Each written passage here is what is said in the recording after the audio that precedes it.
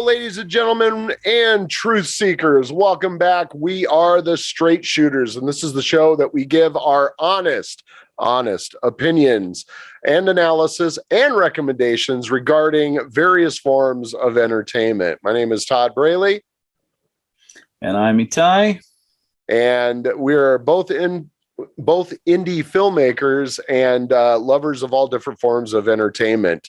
And as we're recording this, it's probably been about 18 hours since we got the bad news. We're going to be talking about the Foo Fighters album tonight. There's Nothing Left to Lose from 1999, but we found out that Taylor Hawkins has passed away. So our thoughts and prayers go out to his family and to the rest of the band, and obviously to all the fans out there who really love the Foo Fighters. So it's a little sad point to start the show off with, but we're gonna have some fun with this and talk about this album. So I'm gonna let since it was Itai's idea to talk about this particular Foo Fighters album, I'm gonna go ahead and let him take the wheel. So Itai, take the wheel. Yeah, I'll put it out there, I guess. Basically, we're doing alternating episodes where you pick an album and then I pick an album, and then I actually changed my pick last night after the news came in because I wanted to do some kind of I guess a tribute. This whole thing sort of hit me pretty hard. Came out of nowhere. 50 years old. The guy is practically sort of our age. I mean, at this point, when we're recording it, we don't yet know what the cause of death was. No. And it's just, I don't know. I was in shock. I thought it was one of those hoaxes, You always kind of hope they are.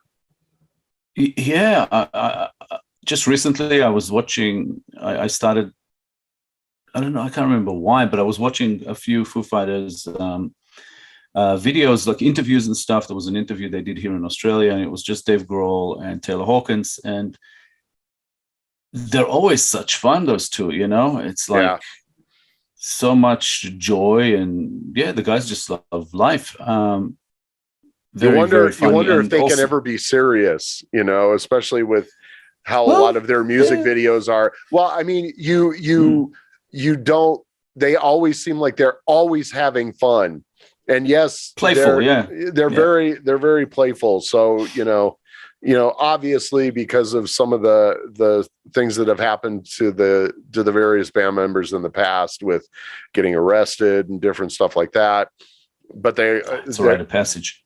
Yeah. Well, I mean, that's part of the game. It's rock and roll, baby. That's what you're supposed to do.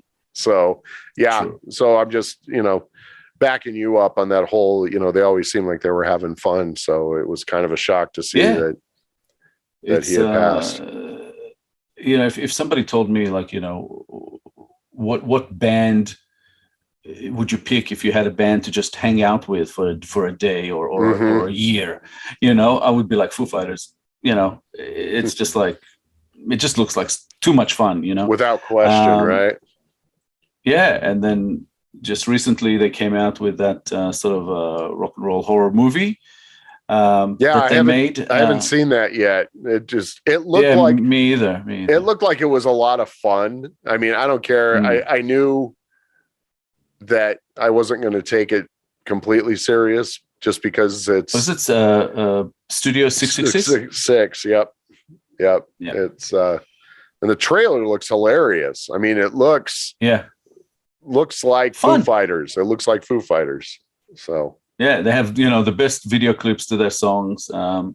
It's always funny and clever and interesting. And they're one of those rock bands that just even if you're not that into the music, you can't help but like them. Yeah, exactly. And for me, it was great because I was also into the music, ever since their self-titled album, the first one came out, I was like, I just love this sound. It was a big surprise because it's such a departure from Nirvana, where Dave Grohl comes from. Yeah. And and with Taylor Hawkins, he came into the band a few albums in. Dave Grohl pretty much stole him from Alanis Morissette. He was the drummer on that Jagged Little Pill tour, and this album, There's Nothing Left to Lose, is the first album that he was a part of with the band. So that's why I picked it. It's not necessarily my overall favorite album of theirs, but it's up there. It's a good one. So you and I were discussing this before. There's a bit of a change in this album from the earlier stuff, where it's a little less energy, a little less not different energy. Let's say it's not as fast, energy, it's not as rocking. Yeah, it's there's still some good rocking songs in here, but it's probably about split.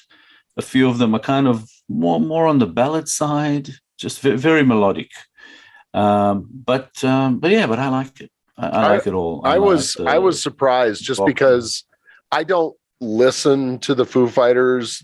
I mean, it's obvious that you are a big fan of theirs, and I like their music, but it's not like I'm not, I don't go, oh, I got to get Foo Fighters. I got to punch those up and listen to them. So I was actually kind of surprised at how low key this album is, how soft, a lot softer. And like you said, less energy. So, go ahead. It's sort of, I mean, what you're saying is fairly spot on when it comes to Foo Fighters, because they came from an era where rock went into sort of grunge, alternative, bands, hard rock. Yeah. I mean, Nirvana were, sort of, one of the bands that sort of started that grunge era. Mm-hmm. A lot of but Foo Fighters, but Foo Fighters is sort of somewhere in between hard rock and pop rock, and they're not alternative. I don't think they're not grunge, and grunge is probably on the top of my list as far as that musical style that really gets me. Mm-hmm. Not that I really get, that really gets me. I feel a certain affinity with a lot of the music from that era, especially, Soundgarden, Alice in Chains, those sorts of bands, right. Temple of the Dog. But Foo Fighters were not part of that band. They were almost an opposite end to that. So it's like I was listening to a lot of dark stuff, like really, really dark stuff. Alice in Chains, Soundgarden, they get dark. Yeah. And then to throw on a Foo Fighters CD would be almost like a cleanse. You get right. to smile and just have fun with it and not really think too deeply about certain topics, like depression and drug addiction and everything that sort of dominated. That everything was the grunge. Yeah, which I love. Don't get me wrong. I love that stuff. Mm-hmm. I love that depressing stuff. It gets me right where it should. But this sort of pop rock band all of a sudden, came up, and I'm like, wow, the riffs are so cool. Everything about this just so works for me. Even though it was like a little bit poppy, for my sort of rock ears. Right. But I just couldn't help but like it. And then when they do rock out, they're awesome as well. So, right. Yeah, definitely. They shot up my list of favorite bands very quickly. And there was something a little bit different about their sound, and it just kind of drew me in, from that very first album. So let's go. Let's see. There's 11 tracks on this one. There's like 10 tracks and a hidden track. That we are gonna sort of rank from 11 to 1. Hey, everybody. Just want to let you all know we ran into some technical difficulties when we started recording this episode here. So if you notice here, there's a different setup here behind me. That's because I've created an entire new area. And because of those technical difficulties, we're going to just pick it up right from where we left off. So, Itai, if Or you would. as close to as we can. We were gonna basically, we're talking about the Foo Fighters album. There is Nothing Left to Lose. We are now a couple of days removed from the passing of Taylor Hawkins, and we just wanted to do this episode as a bit of a tribute. So this is going to be an interesting one. Our let's just say our opinions or our level of fondness for the Foo Fighters is a bit different. Not that much, but a bit. This is the first album that Taylor Hawkins was on, once he joined the Foo Fighters. And I thought that would be sort of an appropriate one to go with. He, co-wrote, pretty much all the songs on this. He had let's just say, a considerable contribution to this album, and I thought, why not try for this one? Well, he even helped write. He even helped write some of the tunes on this album as well. As I said, he co-wrote each and every one of them. Yeah, it was the team of Dave Grohl and the name escapes me, but there was a third, maybe Nate Mendel, the bass player. I think I'm not 100% sure, but there was a third co-writer, and I think they wrote pretty much all the songs on this. Mm-hmm. So this one also, is one that will be familiar to a lot of people. The album had, a few hits, Learn to Fly, Stacked Actors, Generator, Breakout, Next Year. So about 5 songs, I think, that were on a few soundtracks. They appeared, and people should hopefully will be familiar with some of it. If not, I would urge them to go and listen to it because it's a great album. I think it's their third studio album, the Foo Fighters. It was released in late 1999, and it's done very well for the band. I think it's also won the Grammy for Best Rock Album in 2001, which was the first ever Grammy win. So, it's done well.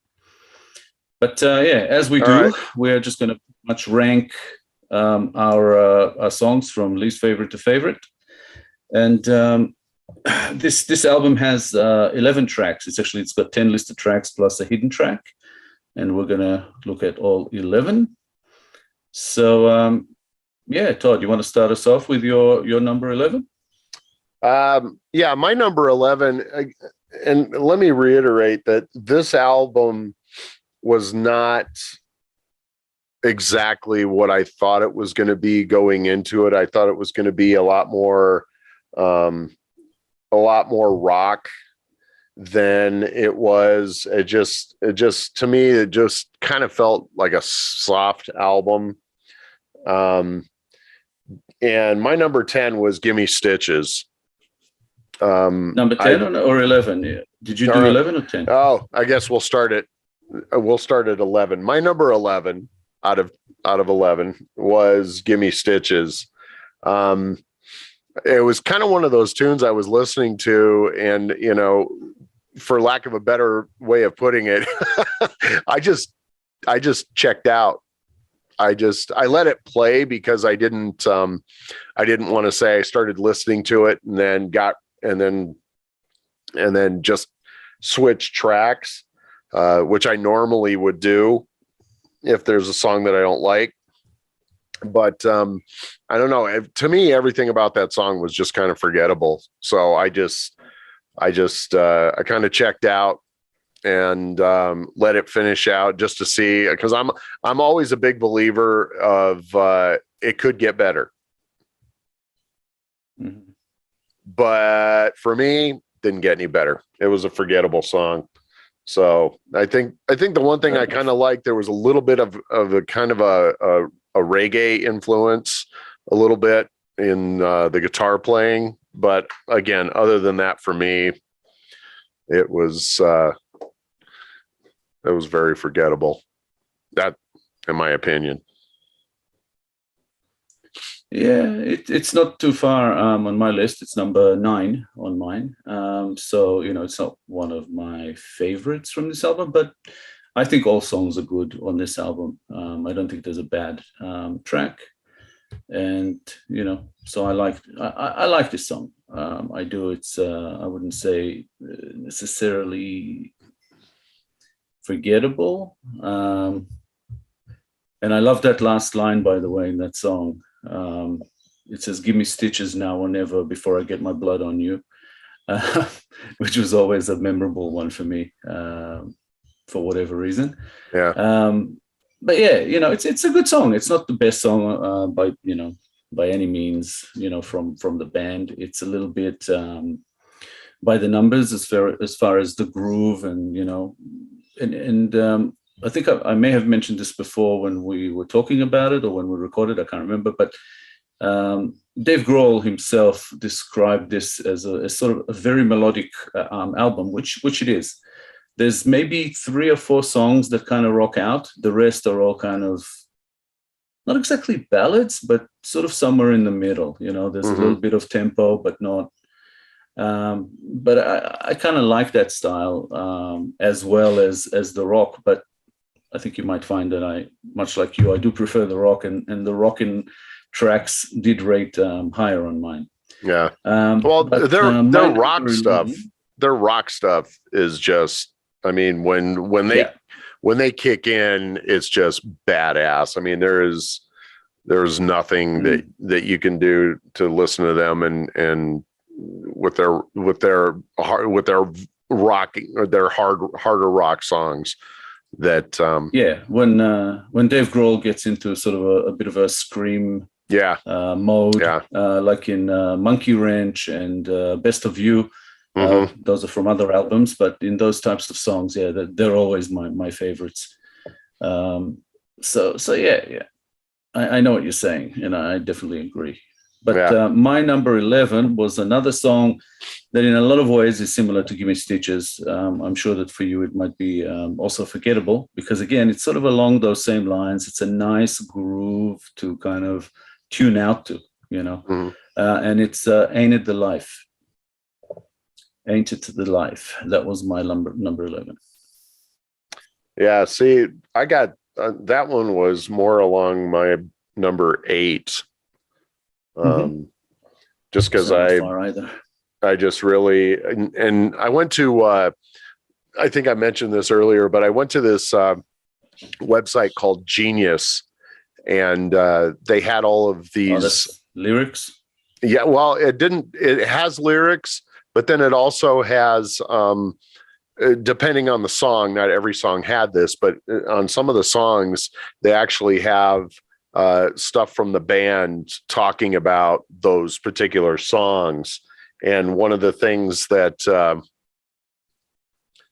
that Grohl discussed on that was that they achieved a level of fame distinct from his time with Nirvana, and he was really uncertain of whether or not his elevated position was a blessing or a curse, is kind of what the song was about. So the title of it was clearly intended to be sarcastic, as the state of mind therein is one of confusion and uncertainty. So words from Dave Grohl about that song. So where did it place on your list? You said 8? Yeah, about 8. Mm-hmm. I liked, I guess it was the lyrics for me on that one. Yeah.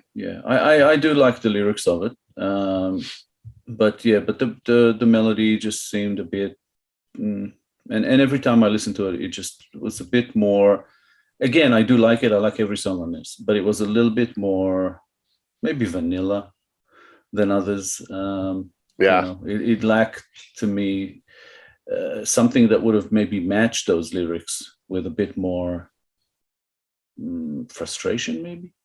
Mm-hmm. And it didn't have that. So again, it's not a slight on the song. It's just, as I said on previous podcasts, something has to come last. Yeah. Yep. So Absolutely. that was my pick. What was your number 10? Number 10 was Live in Skin. Again, as I used to say on a separate podcast, whenever me and my co-host would match on something, I would go ding ding ding. So yeah, that's my number 10 as well. Yeah, that was it was kind of one of those things. I was reading the lyrics before the song came on, Mm-hmm. and I was like, oh, you're reading the lyrics and you think, wow, you're kind of got your fingers crossed and going, oh yeah, and then it started and you're just like, oh, another slow song. So it just the lyrics the are title amazing. sounds like yeah, the title sounds amazing, and the lyrics are off the you're reading them, you're like, yeah, and then the song starts and you're like, you start doing the jello-headed neck bob. It refers to like a person who's changed and who will not change back to who he was for somebody else, something like that. Yeah, which is interesting. I got part of the lyrics down here is turn your insides out to the outside, turn your outside into the inside, trade your outside for the inside, turn it around again. I'm a mounted. Mm-hmm. And I had to look up. I was totally saying I'm a mountain. Yeah. Well, when I looked, I said I'm a mounted, and I was like, well, I know what a mounted means, but I don't know what he means in that regard. So I had to go back to the Webster's dictionary of what a mounted would mean in this particular case. So it was. Yeah, it just again, it wasn't the song I was expecting. Yeah, I guess he kind of meant mounted as far as he's reached his true self, or as far as he's going to go at that stage. Yeah, and he can't turn back, or doesn't want to turn back necessarily. Yep. What was that line? From the seafloor, metamorphosis, and I can't change back for you. I will not change back for you. I must live in skin that's new. I'm a livid skin that's new. So. Yeah, again, like I said, I actually connected with this song. I thought it was pretty good, but something has to come towards the bottom, and that was it for me. Yeah, at 10, and I already mentioned my number 9, which was "Give Me Stitches," which was your 11. What was your number 9? My number 9 was "Next Year." Ooh, I kind of like that one. Yeah, it's higher on my list. Again, it's kind of, to me, it's their version of "Faithfully" by Journey. It's the travel on the road song, and what it's like being on tour, and to me, it's like that one's been done to death. So it has, but it's a catchy tune, and it always grabs me in that first sentence. I'm in the sky tonight.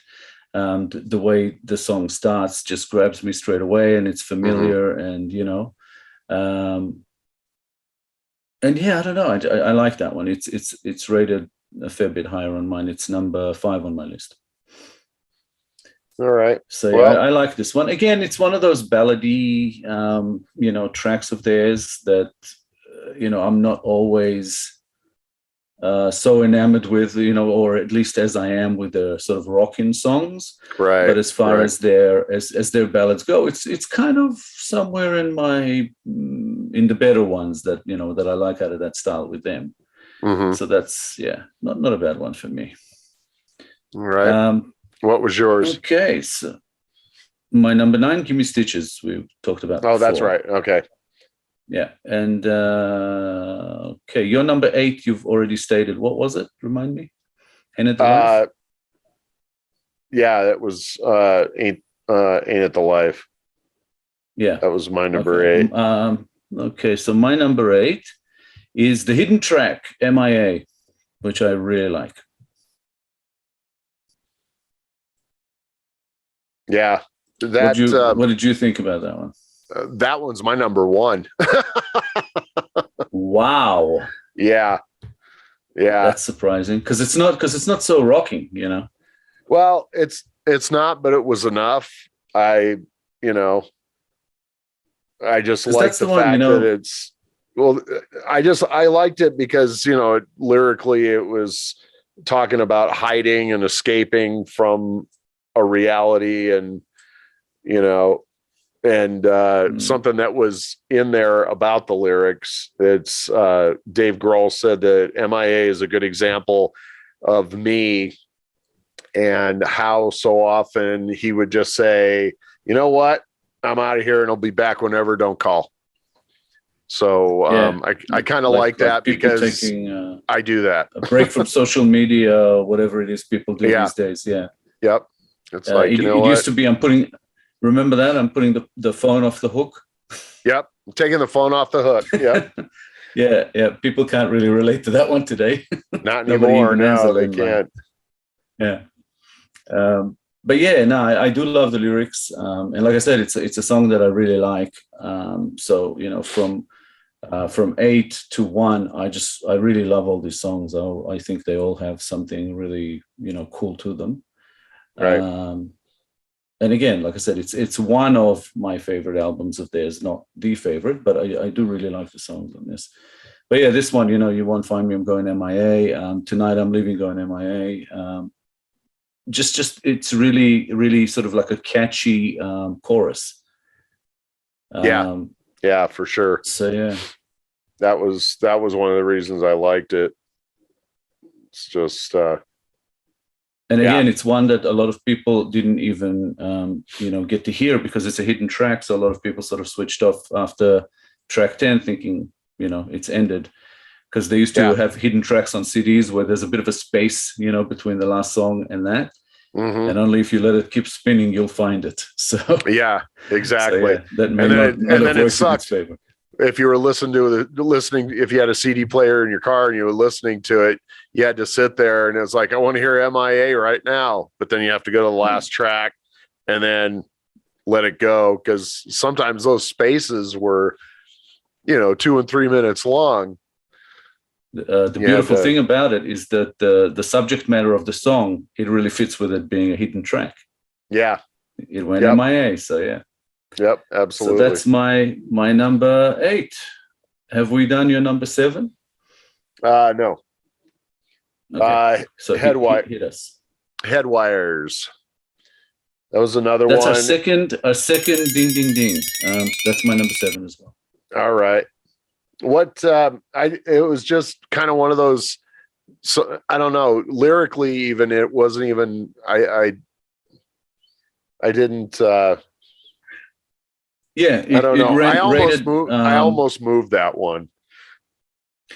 Yeah, it rated high, like this high, let's say, on mine, because of the tune. I like the tune. Yeah. It had a really nice groove to it. It's another sort of pleasant-ish song, which can be classified maybe as a ballad, but it's definitely not rocking. But I liked it. Yeah. It's just it's a good one. Well, and then so it's also my number 7. That was your 7. So my 6 was Generator. Okay. So it rates a little bit higher on mine, and that's the first really sort of more rocking track we've discussed today. Yeah. But it wasn't rocking enough. No. So I mean, for the lyrics, yeah. And again, it was a little bit faster paced, let's say. Maybe not necessarily like a rocking track. Right. Right. There was something about it that sounded like another track of theirs from the Color and the Shape. I think Everlong. It Yeah. was almost similar. It was almost like, similar to that. Yeah. yeah, well, it was similar. It just almost felt like it's some kind of a sequel to it or something like that, Yeah. because it was a little bit too similar. And I think that maybe even dropped it down a little bit in my mind, but it still ended up as my number 4.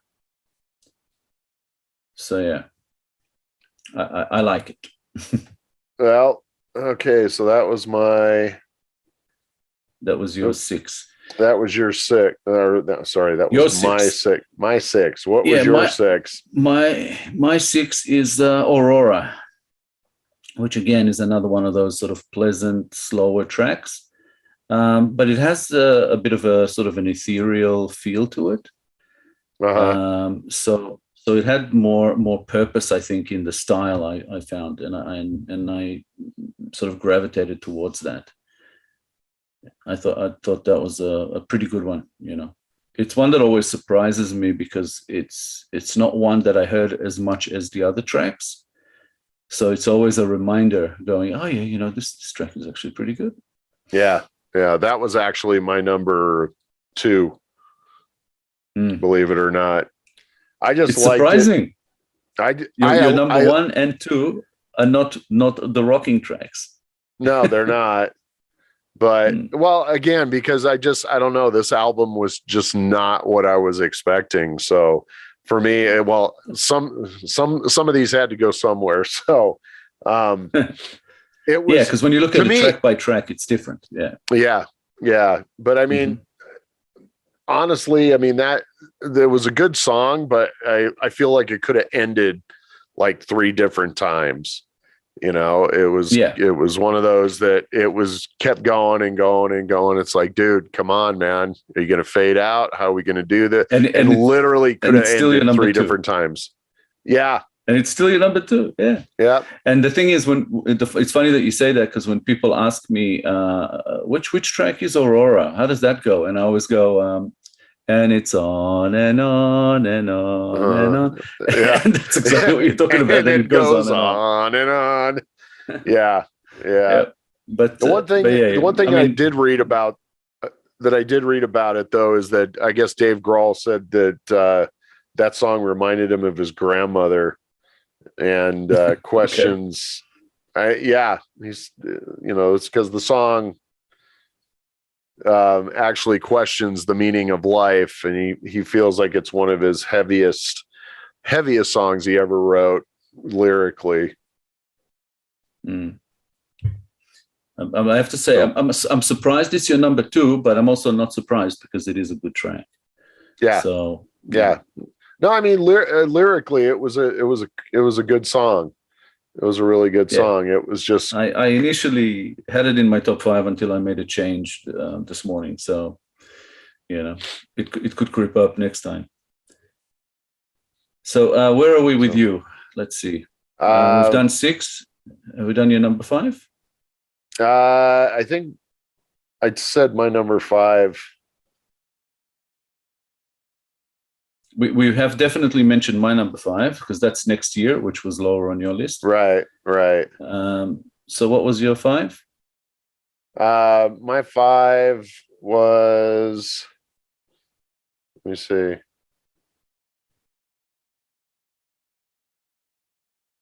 Learn to Fly. Wow. Okay. Now that was my introduction to the Foo Fighters. That was, I first saw the music video for that song, and that was my introduction. And I thought, I didn't hate the song, but the video, the video was hysterical, and that's always what I think about when I hear that song, is the music video. In fact, more often than not, it's kind of weird listening to the song without the music video, because the song just isn't as much fun. And I know also that Dave Grohl hates that song. He probably hates it because it's it's been sort of maybe overplayed over time. No, he hated it when they were doing it. Is what it said. Strange. Yeah. It's by far the biggest or most successful single out of this one. But I won't reveal where I have it yet because it's higher up, and I'll discuss it a bit more when I get to it, I guess. Okay. But yeah, I like this song. I do. But okay, for now we'll move on. So, I'll get back to it. I'll discuss it when I get to it. But that was your number 5, you said. Okay. yeah. Have we done your number 4? I think we did. My number 4 was one of the other one. I can't remember which one it was. I originally had put number or letters, but I didn't make them diverse enough for me to. Okay, well, my number 4 is one. So you go ahead. You go ahead and take it. Well, we talked about my number 4 when we talked about it on your list. That was Generator, which Right. I'm a fan of. And again, my top 4 songs included most of the ones that kind of rock out, which was really only 3 tracks now that I look at it. So I guess we're into top 3 territory. Yep. Have we discussed your third? I just don't. No. Okay. My number 3 was. You want to hit us? Yep. Stacked Actors. Ding, ding, ding. Yeah. That's also my number 3. That was, I mean, that's the first song on the CD. And even then, for me, the production, it doesn't sound as good as the rest of the song. So I don't know. I know sometimes they have different producers producing certain songs or that. I don't know. It didn't sound good. Well, there was a story that they recorded that whole album in somebody's basement. Oh, they sort of put together some sort of a makeshift studio, and that was one of the funny things about it. I think it was this one. Maybe I'm mistaking it for a different one. But if it was this one, that's the one where Dave Grohl basically said that it's amazing that they record one in a basement and it's not as produced, as other ones, right? And it won a Grammy. That's the one that wins a Grammy for best rock album. Yeah. So yeah. What was was that your number 3 it was also too? Yeah, it was. And one of the things about this one is the lyrics. That it took me a while, I think, back when I first heard it to work out what he was exactly saying in some of this. The song is talking about Dave Grohl's take on Hollywood, really, on living in LA before he hauled ass and moved out of there. It's quite, let's say, critical. Quite critical. Yeah, extremely critical. That was really critical. Yeah, and it works really, really well. With the fact that it really sort of rocks, and the way he screams that chorus. Mm-hmm. It connected with me pretty quickly, even though it took me time to kind of fully understand. Stack dead actors, stack to the rafters, line up the bastards. All I want is the truth. Yeah. I just love that line. It's just like, and then hey, now can you fake it? Can you make it look like we won? Can you take it? And we cry when they all die blonde. It's just very, very, very good lyrics, I thought. Yeah. Yeah. No, go ahead. No, I'm just saying it really hit home with me. It's just one of those songs that. It's kind of funny because, well, and it didn't ring in what I thought it was about until you told me, and then I went, oh well, now I get it. I went back and read the lyrics again, and I mean, I lived in California for 30 years, man. So You know, when I started thinking about it, I went, oh, yeah, makes sense. I get it, understand it. And yeah, it's exactly right. Just, you know, it's all fake, man. And it's all about, you know, let's forget our way, morals and let's talk about, you know, let's talk about who we can fuck over to be able to get a promotion or whatever. Yeah. Hollywood is just is so fake, man. They're just hardcore fake. So he was spot on. Yeah. It's a very hard hitting kind of song, you know. Yep. I don't know if to say gutsy, but kind of. Yeah. Well, I mean, sometimes it takes guts when you put a song together like that, and especially, you know, if you're not quiet about your feelings for Hollywood. I mean, I don't know how many times if you're a straight shooter, for example. Yeah, if you're a straight shooter, people don't like it when you expose them to truth about stuff. They don't like it when you turn the mirror around and you point it in their face, and then all of a sudden they're like, you know, they want to argue with you about it, but it's like, no, go ahead, look in the mirror. So yeah, it's definitely one that, you know, you take a chance. You know, I hear all the time, you know, I've been told, you know, you really need to stop talking smack about Hollywood. It's like, dude, I worked there for 5.5 years. I will never stop talking smack about Hollywood. Yeah, I think if you have no desire to ever, you know, go and work in Hollywood, then you can talk as much smack as you want. I don't know if I'm talking smack about Hollywood, but I think I'm critical, you know, of a lot of things about, you know, their filmmaking, especially. And I have no desire to go there. I just want to remain in indie. I just want to get to a point where, you know, can make enough money to roll on to the next project every time, rather than, you know, scrap and claw my way to you know, getting a budget going as we do. Right. But that's a whole other story. Okay, so that was our number 3. So that was our number 3. We've already done your 2 and 1 from memory. I think your number 2 was Headwires and your number 1 was MIA. No, Headwires wasn't number 2. Aurora? Aurora. It was one of those, wasn't it?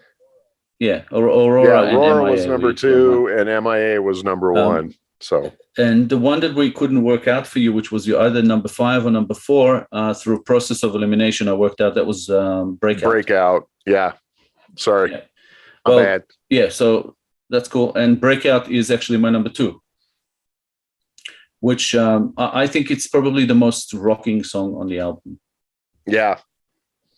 Yeah. It almost, I kind of felt like that it started off, it kind of sounded a little poppy, you know. Yeah, I agree. Very, very, very poppy, you know, almost like Blink 182 kind of poppy. Okay.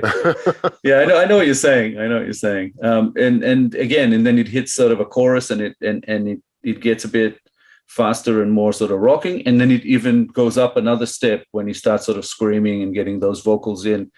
You know, the gritty kind of vocals.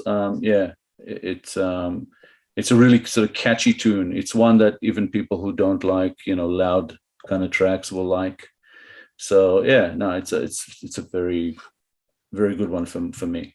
Yeah, I just like that line where he says, "Therapy still scares me." I like that line.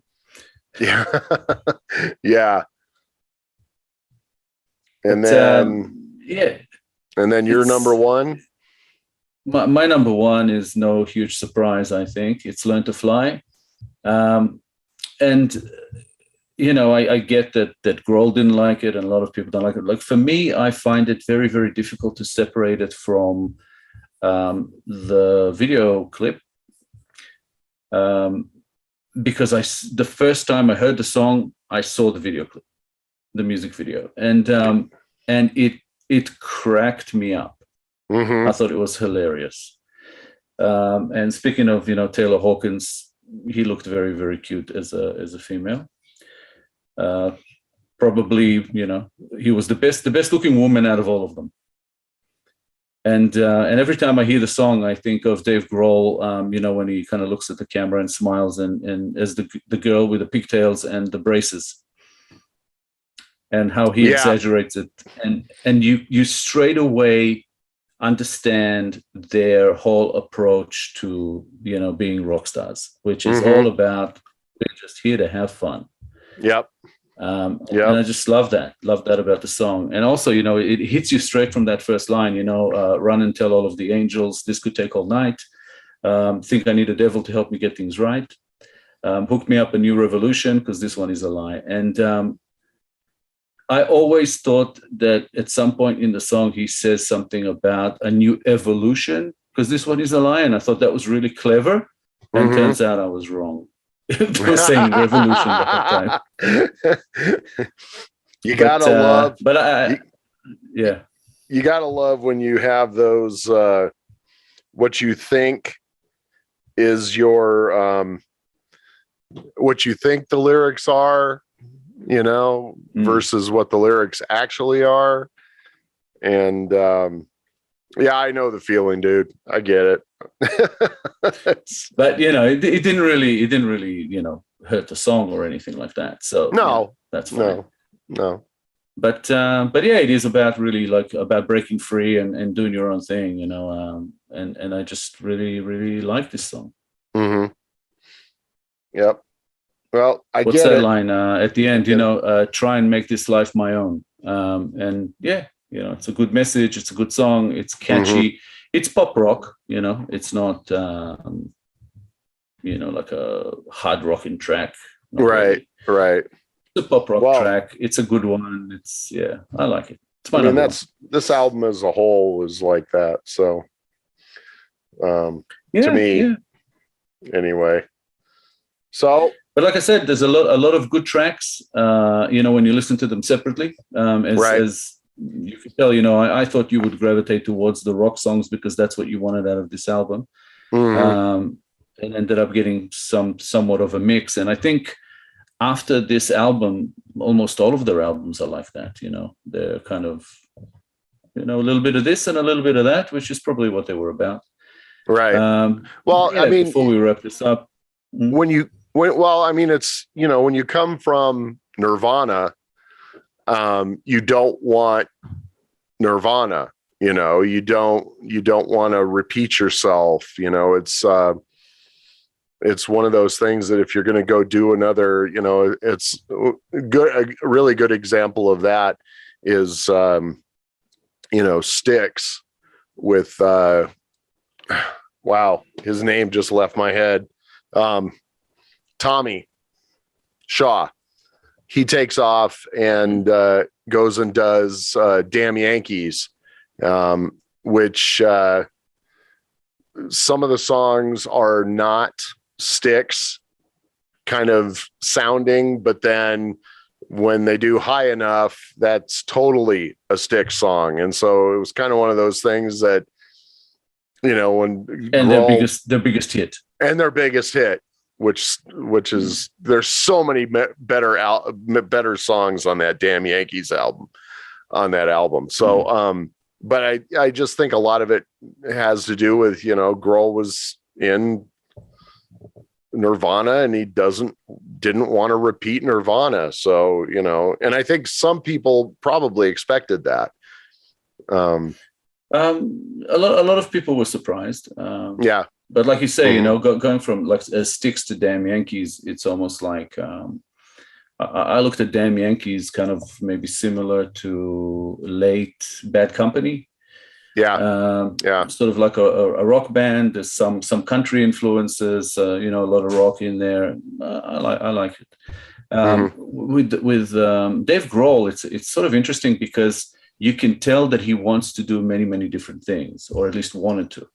And he did steer away from the style, that was Nirvana, and he went and collaborated on a lot of other albums, Queens of the Stone Age, and I think he did some work with Metallica. He did a lot of Metallica, and he did a lot of a lot of different things, and I think Foo Fighters for him was really about who he really is. He's just this fun rock guy who can do ballads, who can do just kind of pleasant tracks, and who can just rock the fuck out. So right.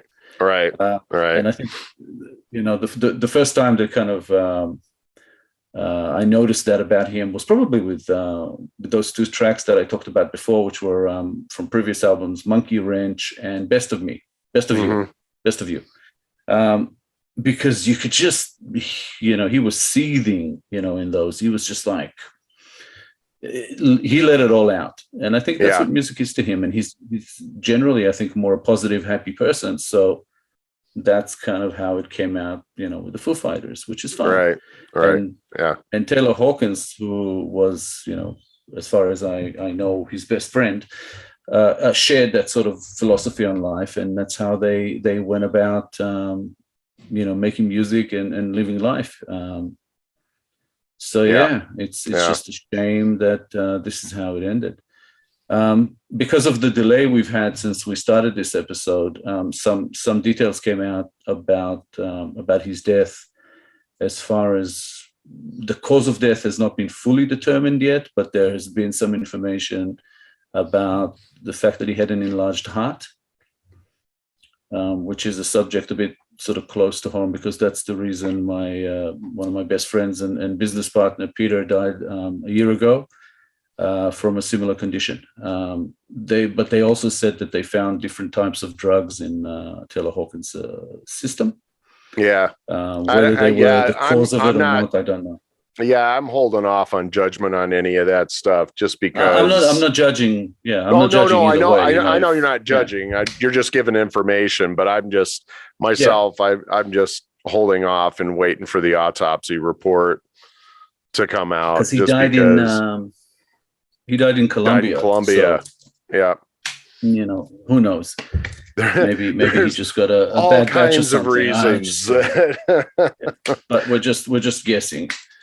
But again, it doesn't really change, my approach to him as a person, as a musician, or how much sort of his death has affected me, and and really, really surprised me. It was just like 50 years old. It's just such a tragedy.